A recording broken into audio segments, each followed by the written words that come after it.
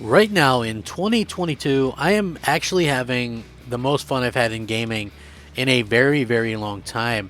Not only have I gone back to playing multiplayer games, I've been playing PUBG, Call of Duty, Halo.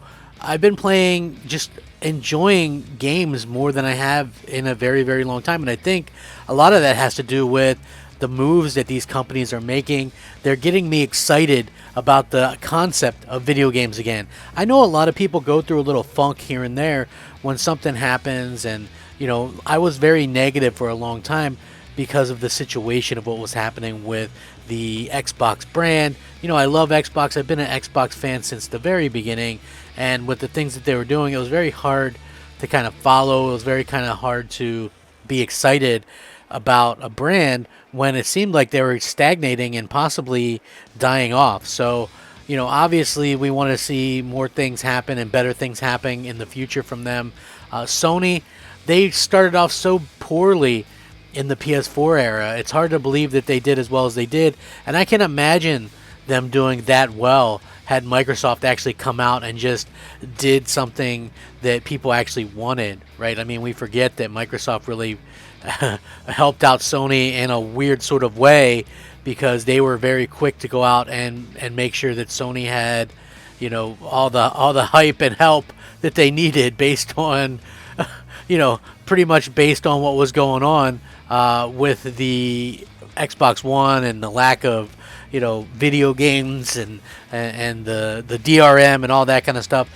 So now it's very interesting to see the way that Sony has kind of come back from that. And now, well, obviously they can't really match what Microsoft is doing in terms of, sheer brute force of buying power. They are buying studios and developers, and this one in particular was a very interesting story that I thought was definitely worthwhile talking about, and I wanted to jump into it. So why don't we go ahead and get started, shall we? Hey there everyone, I'm the Crap Gamer. Of course, this is Crap Gamer Reviews, your home for gaming news, opinions, reviews, and much more.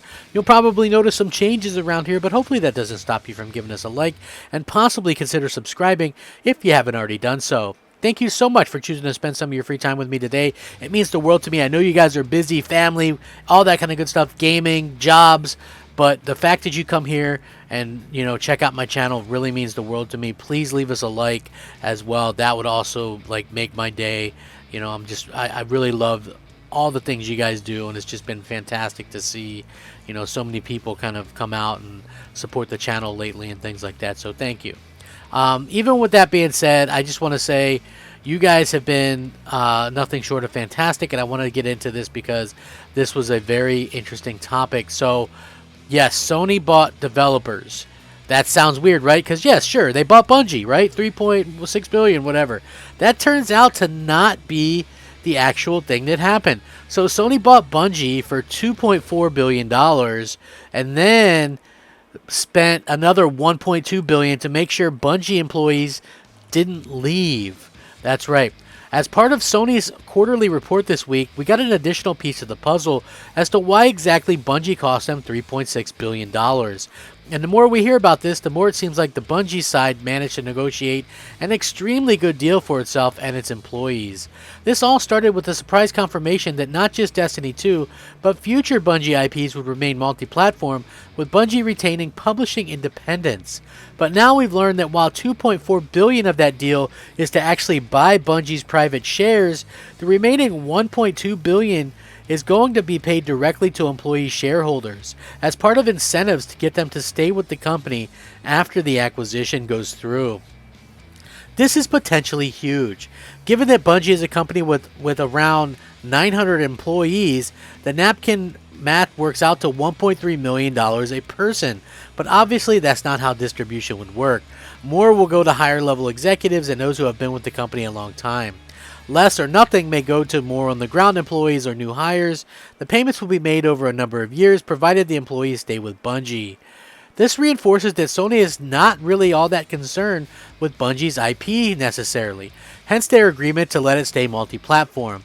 Rather, they want Bungie's expertise in the live service space, and they want a team who has crafted Destiny into one of the most successful live service franchises to stick around and teach other Sony studios how to do that well in the space as well. So this is something that I was sort of talking about previously when I was saying, well, what is the point in them really being interested and buying Bungie for all this money if they're not going to get any exclusives and things like that. And then we heard that they've got 10 live service games themselves launching in a period of time, and that's something that I think everybody is going to kind of gravitate towards that story, right? Because, first of all, you have a lot of Xbox fans that will kind of rub that in and go, oh, well, look, they're making these games that you hate or whatever.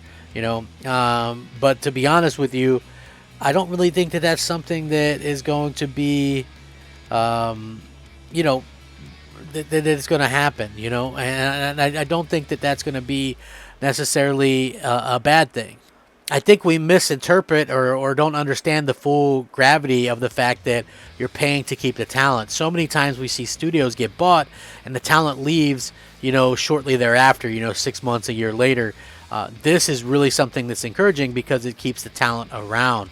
So according to this article, which of course I'm going to link and you guys can check it out, it says that they heard anecdotally about some Bungie employees celebrating various aspects of the deal. Some have heard what their payouts may be already, elaborating that they can finally pay off student loans or afford a down payment on a house. Also hearing that Bungie employees may get free PS5s as a bonus, though it's unclear when those would arrive due to all the shortages. The deal has valued Bungie at $4 million an employee, far above what we usually hear in acquisitions like this. It goes to show how valuable the studio is and how deftly they were able to convince Sony of that fact, so they pay a premium for them as well as rewarding the employees. And just to give you guys like sort of a quick little update on exactly how big a deal this is. So imagine if, as it were, if you remember back to when Microsoft, and I know this is definitely, something that probably a lot of you guys wouldn't remember, but if you go back and you look at something like Rare, okay? Rare Studios was a company that was well known with Nintendo, but they were founded by brothers called the Stamper Brothers, and they left relatively quick after Microsoft bought them out. So yeah, very interesting to see how that happened, and and to see that Sony felt so strongly about this, so they pay $1.2 billion. Now, we look at some things, okay, we can look at, and I'm not saying it's necessarily bad for Microsoft, but if you look at what happened with Bethesda, one of the main members of Bethesda left not soon after Microsoft bought them, and then we see this kind of thing happen quite a bit, and it's really unfortunate when it does happen, but I do hope that this leads to a better product and better things in the future, because you want that talent to be there. Now, I still think it was a little bit foolish for Sony to pay all that money and not get any exclusives, but I do, in kind of a point, understand where they're going with this, and I hope that we can continue to see great things come from this in the future, because you know what? Guess what? Microsoft, Sony, these are great companies, big companies in gaming industry, and it's just been amazing to see so many people kind of look at this and go, wow, man, we're seeing the unprecedented thing right here. This is like one of the most amazing things we've ever seen, and just for me personally, I just think that it's been kind of an incredible sort of run and it's going to continue this year. That's the big thing as well, right? Like when we look at this, it's just going to continue, and we're going to continue to see all of this stuff happen, and continue to see great things from Sony, great things from Microsoft. It's just, I'm mind blown by how great this is all adding up to be, and how big this year has been so far. So I will link this article. You guys can check it out. Bungie and the developers. Interesting prospect right there. If there's something we might see more of in the future, anything can happen. Anything can happen.